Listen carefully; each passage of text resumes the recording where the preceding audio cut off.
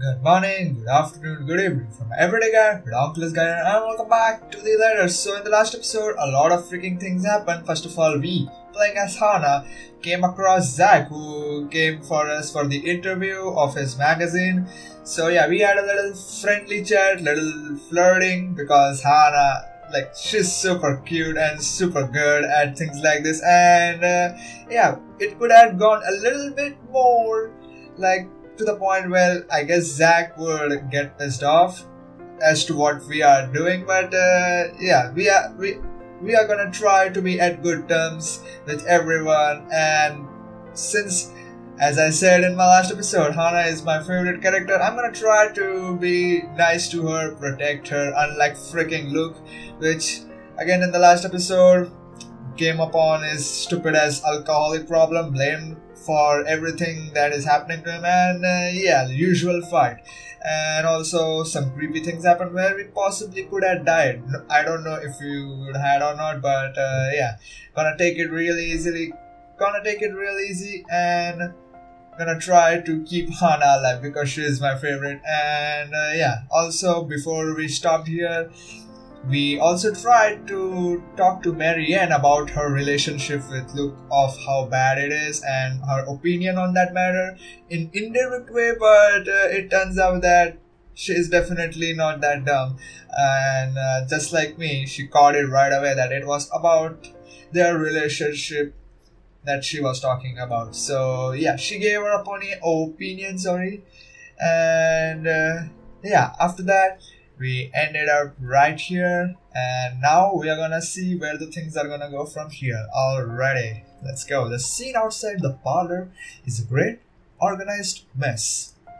Aside from our own household help, we hired the service of the temp agency which provides staff for White Enterprise in the hospitality sector. Even our very skilled staff cannot undertake a party of this size on their own. Yeah, and now we are gonna have some party. Let's see how that goes though. Waiters, busboys, hostesses, and their staff captains, move about in droves carrying crockery and serve ware good for several dozen people and then some. Chefs and bartenders tail after Johannes, looking like scared little children as he escorts them through the kitchen and into the wine cellar. To pursue the stocks, to select what can be served at the party and what can be used for cooking. No! We have a lot to do, and I believe we did not hire snails. Snails are for the dishes. The string quartet readies up to play for the evening, tuning their instruments as they fill the air with idle chatter. Floral decor worth thousands fill vases, wreaths, and baskets while petals are scattered along the driveway up front. An ice sculpture of a reindeer is brought in carefully by a pair. Wow, that cake looks good. It is followed by a simple cake, 5-tier white chiffon one with white chocolate mousse, fresh berries, and a light dusting of edible gold leaf simple cake. But despite the fact that I told Marianne how I will attend to all of this, I find myself unable to focus or care for any of it. I still have our discussion running in my mind, and looking at all of this, I only see Luke everywhere.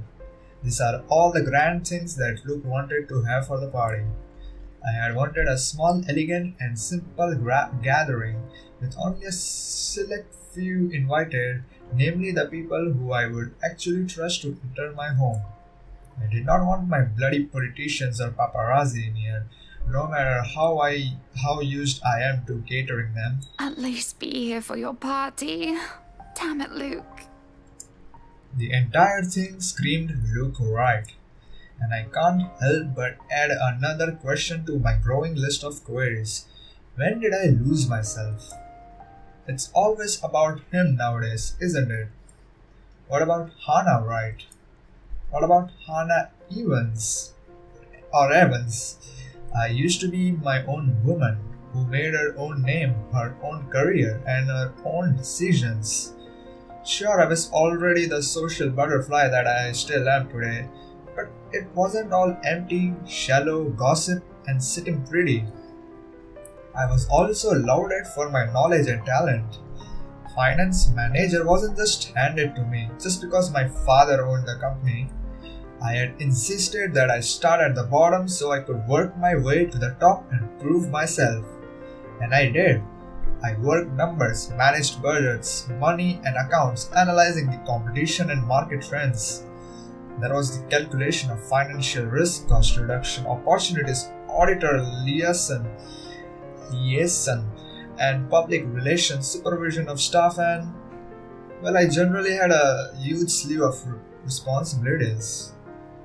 Admittedly, I was already quite the attention seeker even back then, having dedicated most of my youth craving for my parents' approval. Failing that, I turned to others, looked for praise from anyone who would give it, however fleeting it all was. And look, oh look, the way he looked at me, the way he watched me, and took a genuine interest. He had me disgustedly obsessed since day one, hasn't he? He saw me for me, Hannah Evans, with both my faults and my achievements. The man didn't treat me like some damsel in distress or some prize to be won.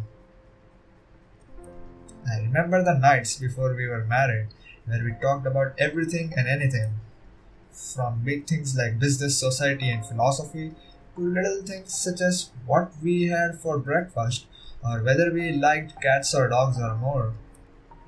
We both prefer dogs. Nowadays, I'm just Nook Bright's wife.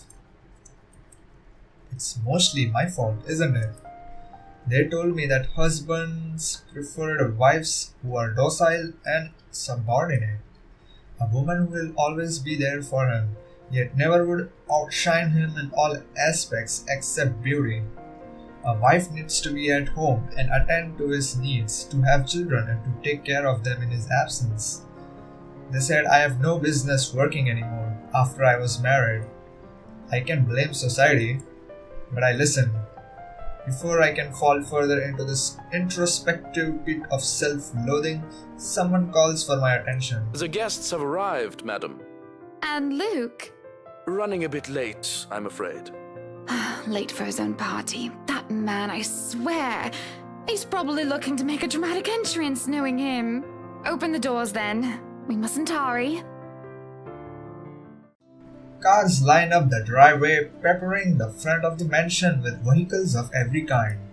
Grand tourers, supercars, even the odd high-end muscle car or two, convertibles, grand saloons, and other luxury cars can be seen being parked by the valets. A handful of cabs drive off, possibly for those who thought it's too troublesome to bring their own cars. There are at least 2 different media events as well. They are all here for what may be considered the biggest event of the year for Lisbon. So far, who knows what we will plan for the winter holidays. Welcome everyone. Please make yourselves at home. Some of the guests idle, enjoying the warm, if not strange sunshine we are experiencing before gloomy skies inevitably return. They greet acquaintances and friends with warm smile, others less so. From where I stand, I can see the hierarchy of power, the ties that bind these individuals here, whether through convenience or necessity. However, there are also few who are not here to further cement their current place in high society, such as that young man with his oriental air, ignorant of the looks he receives from women and men alike. Be careful with Shirley, alright? Whoa, wow! Or that rose-haired woman talking on her phone while she looks unsure of why she is here exactly. Yes, I'm at the party already, Mom. Wow, I really want to know why they are over here because this is so good. Yes, I'll say hi to her if I can. I see Zachary, the photographer, as well. He talks to a few of the other media crew with an air of familiarity. I was just here a few days ago, yeah. And the inside is huge, but the staff are pretty helpful if you get lost. And then there are people like the chief inspector. People who I can never be too sure about. People who stand on the border between being suspicious and being trustworthy. Thank you for the invite, Anna. Husband still missing, I see? I should be saying the same of your darling Rochelle, Lee. The doctors again? She told me she'll just be in the gardens. Bet she's lying and that she's somewhere around mingling, gossiping with the other ladies. No offense, but that seems to be all you ladies do at these parties. And aren't you gossiping right now? Yes, well, what about Luke? Should we file a missing persons report now, or do you want to wait 24 hours? He's around. You know, I can tell if someone's bluffing. Don't tell me, let me guess. He's finally drunken himself to death and not wanting a scandal, you've hidden his body. I was wanting to give this housewarming gift to him personally, too. It's a plate that holds a wine glass so he can stop killing himself with liquid lunches. Looks like it's too late for that. Nothing like that. Besides, this is a hardly polite conversation. Oh, relax. I'm just trying to be cheeky to lighten the mood. It's not like I want Luke dead. The man doesn't serve dodgy plonk like the others when I visit, and he pays his respects well enough. I could use a glass of wine or 3, actually. Rochelle's been in a horrid mood. Threw her stilettos at me the other day and almost took an eye out. Not sure if this is how it usually goes, but I blame the pregnancy. I wouldn't know, would I? Still no plans for a baby? Well, I guess that's for the best. If it's this bad now, I can't even imagine how bad it'll be when that little baby bump becomes huge. Have I mentioned how I don't trust him, no matter how hard I try to do so? At least he brought a gift, I suppose. Why don't you just go inside and have some wine, Lee? Think I will, thanks. Greetings such as this carry on as the guests continue to trickle in. Whether we have short conversations or merely shake hands and nod heads, I make sure to attend and welcome each of them. As the first hour passes by, the rest of the stragglers and I adjourn to the ballroom. Any latecomers will have the attention of the porter instead. I have other duties to attend to now. Also, before moving on, let me check one thing though. Whoa, now check this out. On the Isabella arc, her arc ended on Monday, October 24th. And yeah, it's I guess October 28th, Friday, or maybe yeah, it's October 28th, Friday. That is today, and oh boy, so what happened to Isabella during this time though? During this 3 days that she is absent though? Yeah, that is pretty interesting. And what are the other guys, that is Ashton and Rebecca doing over here? Because I guess maybe Isabella is safe, or they are just assuming that she's gone somewhere. Let's see about that. This is pretty interesting, seeing them over here. Hosting parties is always the same old song and dance, no matter how big or small it is. You make sure your guests are well fed, have good company, and have them generally enjoy themselves. So when my opening remarks are done, when the band has started to play and the guests have started eating, I find myself wandering around aimlessly unless I am pulled aside. For a while, I stay with a small group and entertain them before excusing myself. And when they are not anymore watching me, I end up watching them. When they don't listen, I do. A local banker is having trouble with his daughter. He wishes to marry her off, but she wants nothing more but to make music. One of our hotel managers worry about the stolen belongings of one of his patrons, a failing in security, which should be brought up to higher authority soon. Our mayor, well, his cat died. Then there is that rose-haired woman once again. It is hard not to notice her with her distinctive locks. Or was it looks? She also lacks the grace that the other ladies have, though that does not make her any less beautiful. Her stance and the air she exudes instead are strong, and they make her stand out despite her casual attire. Many men have already given her their attention, though each invitation to dance has been turned down. I approach intrigued, although it is no great mystery what occupies her own attention, with the glances she keeps sending towards the boy with oriental hair. She remains unaware though, even as I stand beside her, pretending that I am there for a drink. You would catch his eye a lot better if you wore nicer clothes, don't you think? Didn't realize the housewarming was going to be this fancy. I would have gone with a nice dress if I knew. Oh, you're fine, dearie. It's only really the parvenus, those who climb, that come to these parties all dolled up. Quite the black-haired beauty, isn't he? The boy comes over, but I do nothing to speak any softer. He merely passes by, and it is a wonder he doesn't hear what I say. Who, Ash? You know, you really shouldn't have turned down those offers. If I wasn't married, I'd happily go dancing with those young men. But you said a name. Ash. That's the exquisite lad you've been looking at all this time. I don't know him, and I'm the one hosting this party. That must mean you know each other. Is he your boyfriend then? Because that would explain those rejections.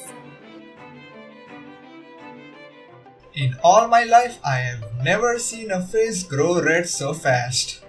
The shade of her hair did not help as well. This is the most pink I have seen on a person, really. What? No, that's ridiculous. He isn't my boyfriend. Such a violent reaction. A simple no would have sufficed. Many here would be happy to hear it. And I haven't been looking at him. That's right. You've been staring. Quite heatedly, in fact. Although I'm not sure if you look like you want to kiss him or kill him. It's more the latter currently. Just don't go murdering him on my property.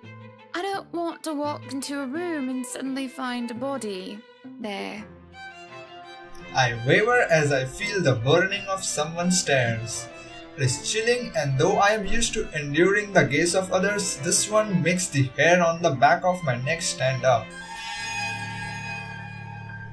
It is chilling, and though I am used to enduring the gaze of others, this one makes the hair on the back of my neck stand up, not because of her face, because of her face. Holy moly, my attention is pulled from the girl and I see a woman staring. Dark-haired and dirty, she looks more like a beggar than a guest, and I have half the mind to call the security at her when her mouth breaks out into a grin. All I hear is her laughing, taunting. Her stare makes my blood run cold. She looks at me like I am nothing but a pig to slaughter for her amusement. It makes my hand shake and I nearly drop my drink. But then, in a blink, she's gone and the buzz of the party returns. I'll keep that in mind, but are you alright? No, I'm not. Yes, sorry. I just thought I saw something strange. It must be the trick of the light. Oh, trick of the light. Anyway, on a right, as you must already know. Rebecca Gales. Gales. The name is familiar, like a fond memory. I recall a kind lady, a private tutor who treated me like her own daughter when I was young. She had even bring me food when there was no need to do so. Usually stories which I honestly hadn't been too keen about, though I ate them nonetheless because she brought them for me. Oh, the professor! And your little Becky! My parents couldn't make it since they're in Scotland right now. And Mom says hi, by the way. But yeah, that's me. Little Becky. We met once before. Yes, oh, I remember you! You were the cutest little thing with glasses! And when we met, you were having boy troubles with this lad called something with an A. What was it again? Aaron, Alan, Adele, Albert, Alexander, Andrew? The more I list off names, the more red and the more quiet Becky gets. She starts to look a bit miserable as her body language shows discomfort and stiffness. Perhaps I have triggered a horrid childhood memory. Surely I hadn't been mean when she visited with her mother. I don't quite remember all of it. Ashton! Ash! That man is that boy! The same one. Oh, goodness me, after all these years! I can see why, though. He's quite dashing. You don't really need to announce it to everyone within earshot, you know? Keep it down. I'm so sorry, but it really is cute. And a tad bit sad. So, this is a nice party, Miss Wright. Please, Hannah is fine. We're friends of a sort, aren't we? We must be friends, seeing as I know about your little infatuation, Becky. Don't you worry, dearie. You'll have your happy ending yet. I'm not too concerned about that, am I?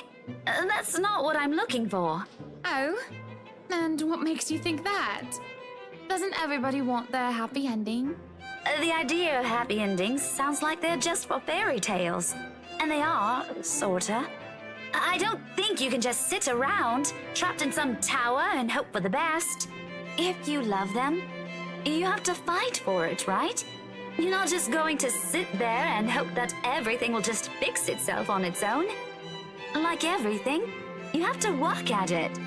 But what do I know? There is a grimace, although she starts to relax around my presence. How long has it been since we met as children? Certainly a long time. She was tiny back then, if I recall correctly. I'm sure the daughter of the two greatest professors I've ever known is smart enough to know what she's talking about. But have you told him how you feel? And it's been what, 20 years? 17, actually. But no, not yet. He can be a bit dense. I was hoping that maybe he'd notice on his own and... Well, that won't do. What if you two become husband and wife? He's not to be dense when he's sworn himself to another person. Why, you might just as well consider leaving before the day's even begun. If that happens, I'll have to give him a good ear bashing, won't I? Whoever anyone ends up with, it's not going to be a perfect relationship anyway. There's going to be things you'll love and things you'll hate about the other person. We're just humans. It's funny. Here I am, trying to give you advice when you did the very same thing back then. I remember you giving me a makeover when we were still kids. And you were the first I told anyone about my... crush. I do remember now that she mentions it. Did I give her that yellow summer dress or the pink blouse and petticoat? She must have kept some of what I said in mind. It feels ridiculous remembering all of that years later, talking about boys and how they go crazy for pretty girls, as if it's some gospel every woman should adhere to. It was so easy to say such things then, with me not knowing any better. Though looking at her now, she must have kept some of what I said in mind. Perhaps I did say something good at that time. Enough for her to take it to the heart. But all that didn't matter in the moment as I mull over what she's just said in my head. What Becky told me is very different from what Marianne told me. There is no time to ponder over that. However, as a hush descends upon the once lively crowd, the music of strings and the chatter slowly slows to a grinding halt as the doors from the foyer opens. And who is over here? The last of the latecomers should have arrived moments ago.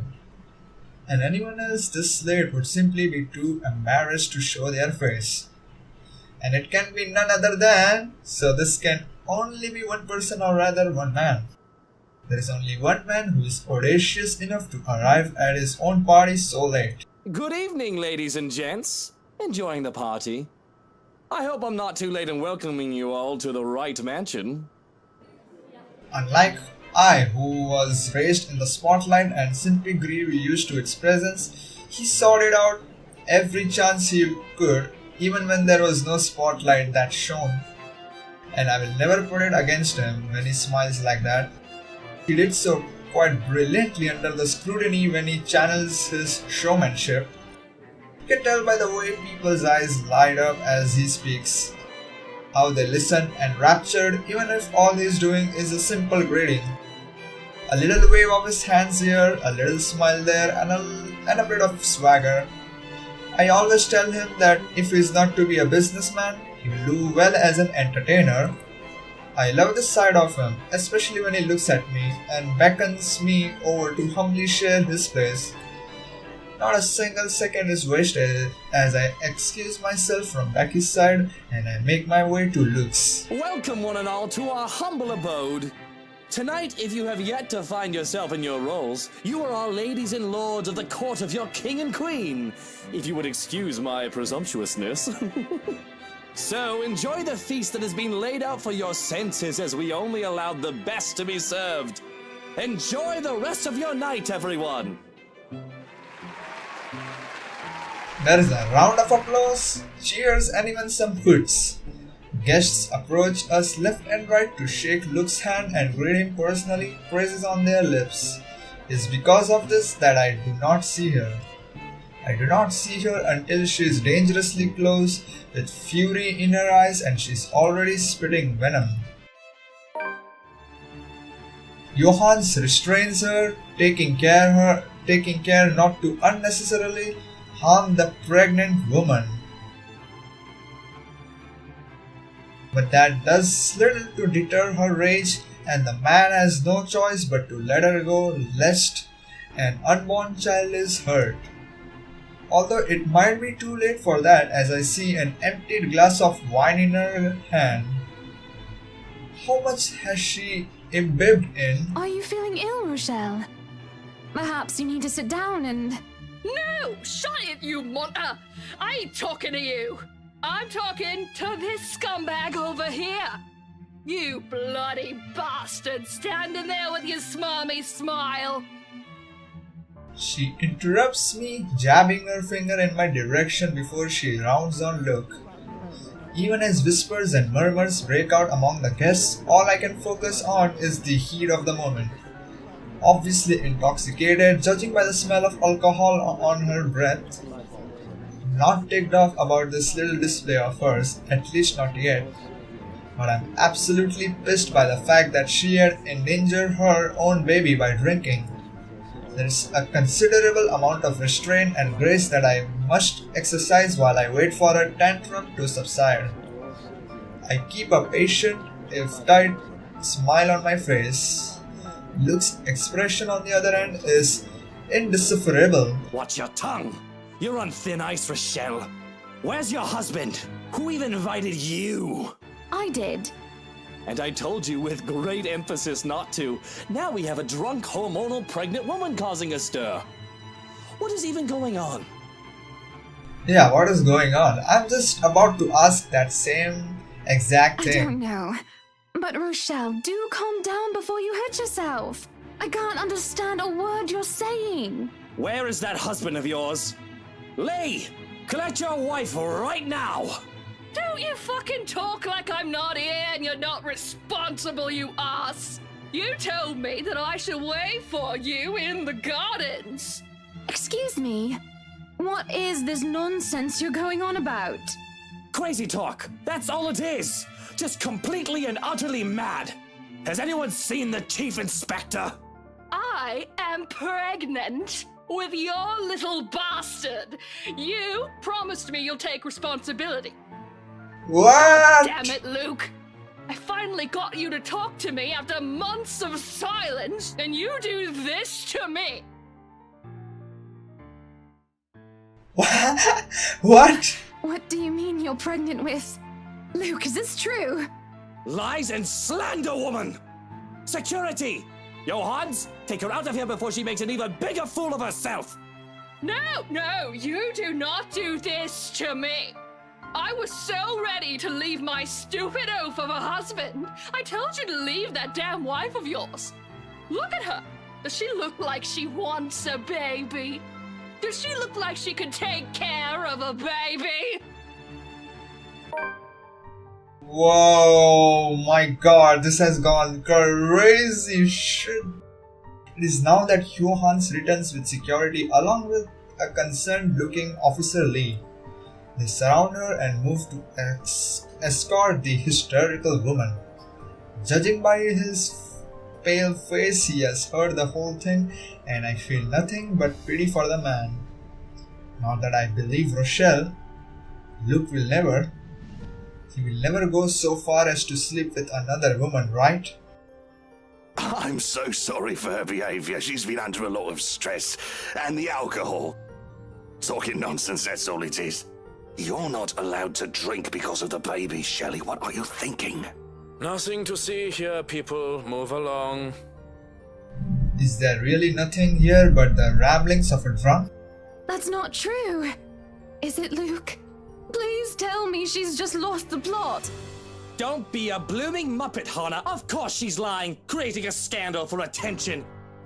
If the baby isn't Lee's, she's probably gotten herself knocked up by one of her employees, and she's accusing me for money. Fuck! How stupid can you be? Excuse me. I just wanted to hear your word. There's no need for such crass language. Yes, there is a need for such fucking crass language, because you've been nothing but a pain recently. I told you not to invite her, and look what she's done. And not just recently, for a while in fact. I'm sick and tired of having to look after your clingy, spoiled ass. You've been derailing my schedule and my plans, questioning my priorities and my decisions. You can be worse than a hormonal pregnant woman at times even. How touched in the head are you that I need to hold your hand? Speak no more.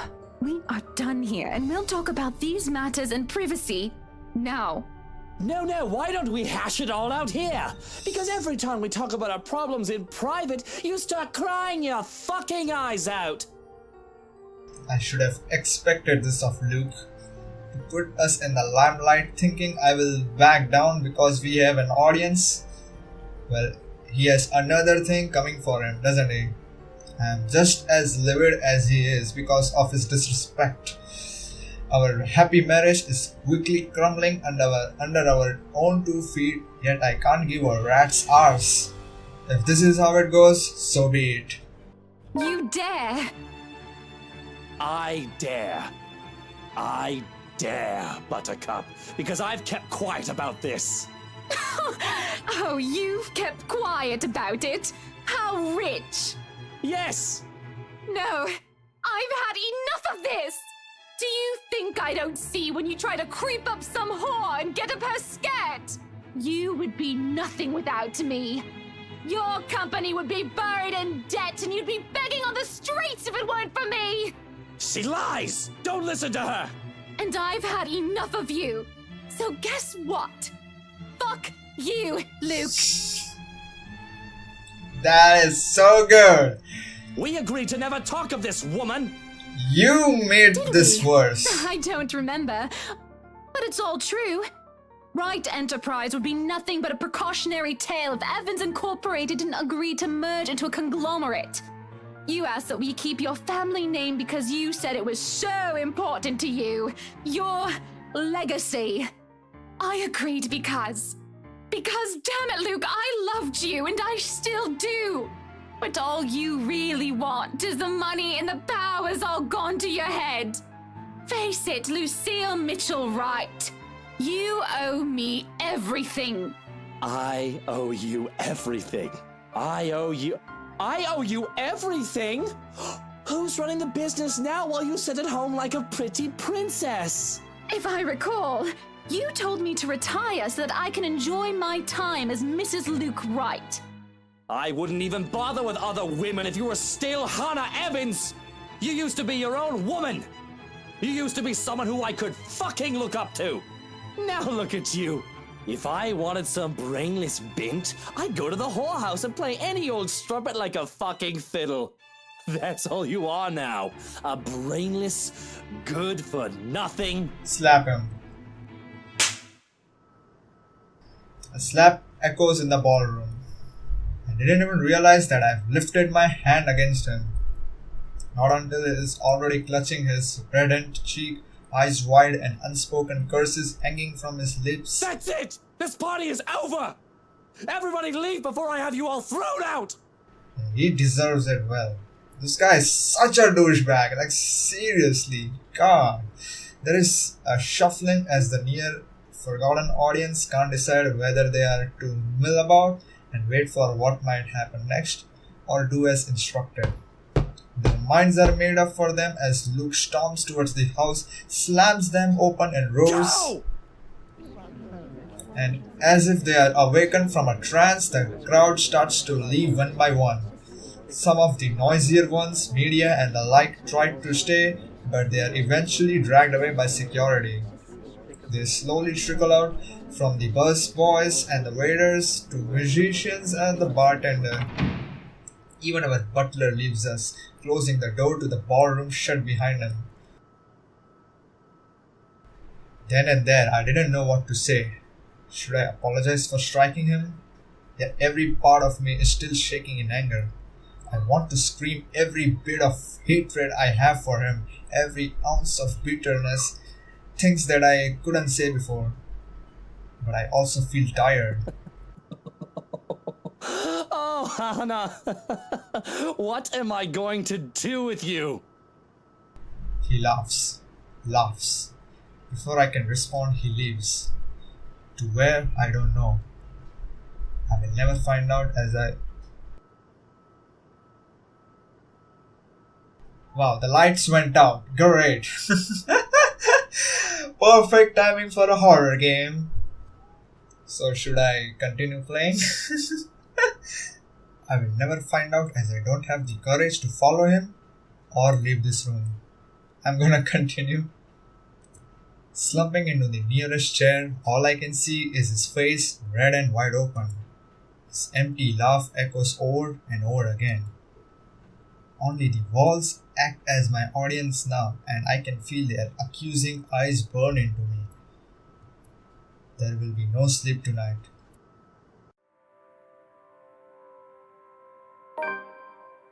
Okay, the lights came back, so let's continue. And coming morning, as we breakfast, the meal is silent and strained. I cut too deeply into my sausages and almost excuse myself. Have I not spied Luke, mashing and stirring his poached eggs with a fork like a petulant child? Conversation is tears, though that is no big surprise. What else can you say after you have verbally lashed out at each other in public? Apologies seem like trifle things now, in comparison to what transpired last night. I'm not the one to rush when eating, but withdrawing sounds like the best course of action. I can leave the dining hall, hold myself up somewhere where I won't be bothered. And he has work today. I almost have gotten away with it too, if he did not speak up all of a sudden. Hannah, wait! Don't go just yet. Please. What is it, Lucille? I have thought upon it, that perhaps I am at fault for what happened yesterday, and for your frustrations. I have been a neglectful husband, and if you would still have me, I hope to correct that. There's not much to do today for me, and I was hoping that we might be able to talk it out. If you are willing to still work it out with me, you will have my afternoon. Just your afternoon? He stands and approaches with steps, careful and wary. He treats me as if I will take flight at any moment, and it will be ridiculous if I don't find it even a tiny bit enduring. And when he stands before me, he takes both my hands into his, ready with a declaration. You will have my afternoon and every moment after for the rest of your life, if you are willing. I hate it. I hate how he can easily make me fall in love with him all over again. Just this one chance. If you don't show up, I may very well just pack my bags and go, you hear me? Loud and clear. Off to work I go then. Until later, Buttercup. His grip is tight as he kisses my hand before letting it fall. I feel lighter in spite of all. If at all. I don't like this feeling. That leaves me the rest of the day with nothing really. I thought I would have to spend it making plans to leave this house and him, because I feel like he's gonna do something quite not that good. Oh my god, I don't like it. But instead he has me worrying and feeling relieved at the same time. It is quite paradoxical. I still have plans to eschew everything and everyone until the afternoon, which is proving to be quite difficult as everyone I look Johann seems to be appear out of thin. I love our butler along with his wonderful husband and two darling children. But he never seems to understand the concept of privacy or personal space at the worst of the times. The man is quite often even while he works, and I can forget that he's there with no trouble. It's the principle of things, however. What are you doing? He's told me to look after you. This isn't going to turn out well, you know. Pardon? You should just leave. If I were you, I'd left a long time ago. You have the choice to do so, you know. Not everyone does. Is that what you've been stalking me all morning for? To tell me to leave my husband? It is not going to turn out well, mein Freund. Yeah, because that's the exact same feeling that I am getting too. Because oh my god, I just don't know. His very calm stature just makes me feel like he's gonna do it. Looking back at Johann's, I see his usually indifferent expression painted with concern. He still stands tall and his body betrays no emotion. But his mouth is set into a green, harsh line and there is a slight furrow in his brow. Curious and minute details that one won't find unless they care to look. And these little things trouble me. Still, if he believes that that I will leave when Luke has extended an olive branch to me, well, he's wrong. And that's your opinion, Johannes. If you wouldn't mind, I'd like to be left alone with my thoughts, please. If you'd like Please give me a privacy, I choice. suggest finding it somewhere else then. Somewhere outside the house, maybe? I'm going to my room. Tell Luke that I'll be waiting for him there. I'd really rather not. That's an order, Johannes. No. The remaining hours pass with little fanfare as my wish to be alone is respected. I only see Johannes again when he brings me my supper. Bouillabaisse along with squid ink broke, something that I haven't requested but I'm grateful nonetheless. And once more after that to clear my plates away and inform me that Luke is back home. I'm home. Hearing him call for me fills me with a certain dread for reasons I can't comprehend. Perhaps I'm just nervous about this little talk of ours. Yet something at the back of my head is nagging at me. It is irrational, but I feel myself freeze in trepidation. It's not. No! I so don't want to be here. I have to will myself to breathe when I'm conscious of the fact that I have been holding it in. Love. Buttercup, why aren't you answering? Just listen to him how he's saying. It's totally wrong. It's not rational. It's totally something else right now. It is with unease that I answer. Upstairs, Luke. There is a moment when I am nothing but a bundle of nerves. His footsteps echo from the hallway and the creak of the door sends chills down my spine. Here I am expecting a warm welcome home, and here you are locked up in the room like a shut-in. Oh, Hannah, what am I to do with you? You're looking a little bit pale. Are you all right? I must have had something funny, actually. Maybe from the party last night. Maybe breakfast or lunch. Is it the bouillabaisse or the brioche? Johannes had been acting really strangely while you were gone. Do you think? Do I think what? That he poisoned you? Don't be silly. He wouldn't do such a thing unless I tell him to. That does nothing to ease my nausea and only makes my stomach churn even more. I try to smile and laugh along, but I cannot put on a fake face this time. No! Noticing my discomfort, he pulls me into his arms. In his hold, I feel safe. Or I should be at least. But there is still a stirring restlessness inside me. Don't you worry. If you are sick, I'll take care of you myself. I did tell you that you'll have my afternoon and every moment after for as long as you live, didn't I? I am just so worried about my poor wifey. That Rochelle woman had some nerve, and I have insulted your honor so. Please, someone interrupt this. My poor wifey has been through so much. It is when I feel his hold turn painfully tight that the dread turns into fear. My poor spoiled wifey Hannah fucking Evans. Silver spoon in her mouth, never had to lift a finger in her goddamn life. Poor wifey trying to ruin everything for me. All that I've worked so hard for. She'll just take it all away. Just like that. We've got to fix that. You know, you and I, we have to make sure you don't pull a dodgy stunt like the one you did last night. Even if we have to take you out of the picture permanently.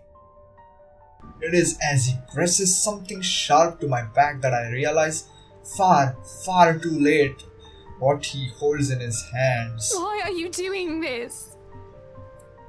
My life is in his hands, held hostage at a knife's edge. Come on, man, I don't want her to die. Because, Hannah, darling, it's never enough. I want it all. And he wishes to end it. Does he not love me anymore?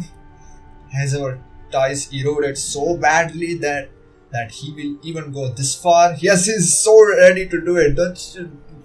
This is preposterous, surreal. And that's what I was warning you for. That's why I got so uneasy about what this situation was like. Like, you should have ran when he said, gave me a freaking choice to do so. Yet here I am frozen in his embrace while he holds a knife to my back. I so want this thing to get interrupted by the ghost. The very man I loved and trusted the most is the one to kill me.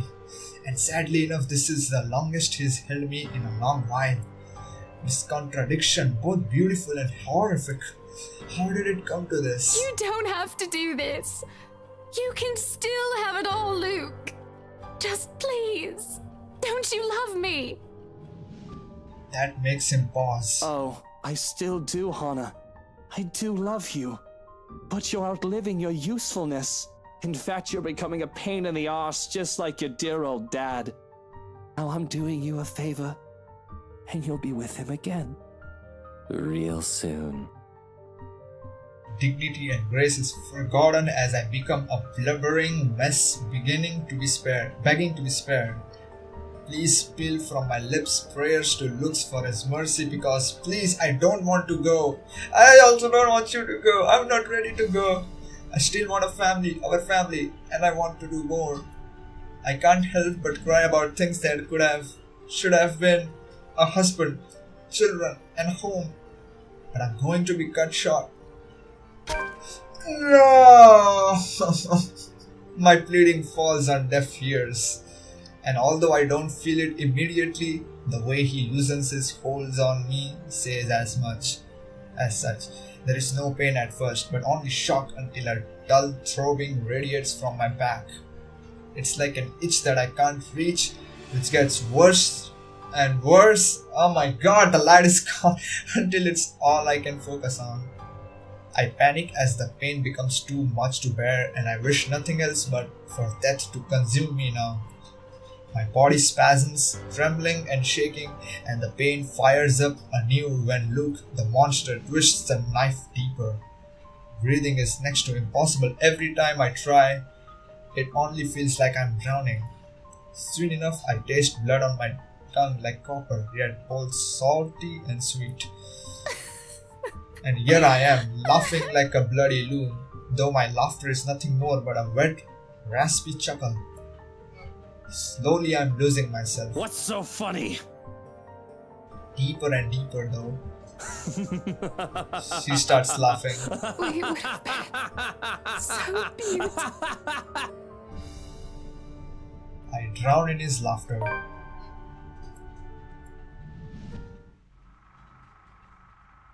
Whoa, what the hell is this? I have unlocked a memory fragment. Whoa, my god.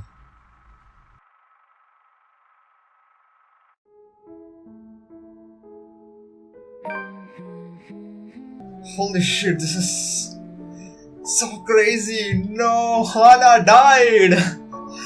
Oh my god, I knew this was gonna happen because the situation, everything was pointing that it's gonna go there, it's gonna go there, it's gonna happen. This guy is gonna do it. The very freaking... Oh my god, shit, damn, no, this is the very route that I did not want to get this route, man, but god damn it, Luke.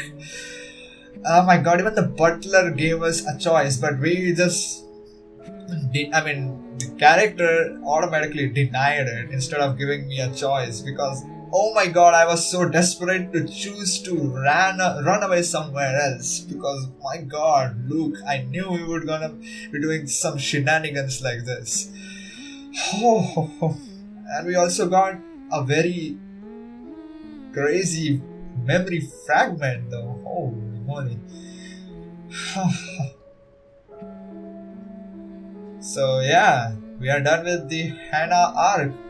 God damn, my favorite character got killed because of my own decisions and certainly because of the Isabella arc's decisions that I made. But yeah, as I said, sadly, I'm gonna hold to my word and I'm gonna keep this route up.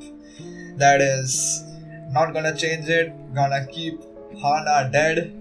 And yeah, that is so sad, man. I wanna keep Hana alive. Okay, maybe let's see if I would change my mind or not, but most probably I won't. But the next episode will definitely be the all Hana Roots episode. So yeah, hopefully you enjoyed this crazy ride of descending to hell, because this episode went from quite worst situation to worst of the worst situation of all freaking times, because yeah, I knew it coming the minute he acted like that. Shit. So yeah, hopefully you enjoyed. If you did, please click that like button, subscribe for more awesome content, comment down below your thoughts, and I will see you guys in the next episode. Goodbye. Shamaka.